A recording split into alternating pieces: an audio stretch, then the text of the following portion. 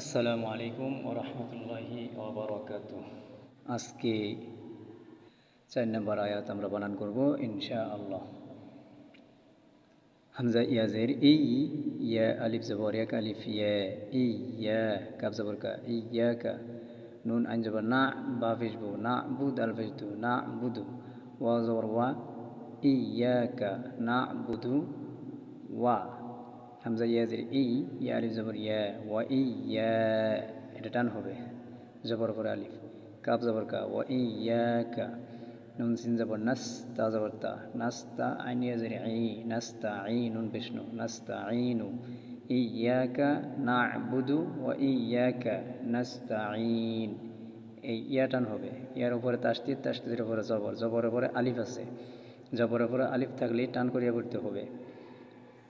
এটা টান হবে না, এটা টান হবে না, এটা টান হবে না, এটা টান হবে না, এটাও না, এটা টান হবে।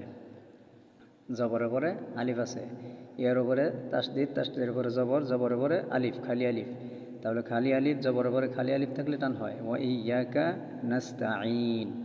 এই যে জেরের পরে ইয়া সাকিন থাকলে টান হয়, জেরের পরে ইয়া সাকিন থাকলে টান হয় নাস্তাঈন। যদি মিলাই পড়ি তাহলে এক আলিফ টান হবে, নাস্তাঈনু, নাস্তাঈনু ইহদিনাস সিরাতাল মুস্তাকিম। তাহলে এক আলিফ টান হবে। যদি ওয়াকফ করি তাহলে 3 আলিফ টান হবে, নাস্তাঈন।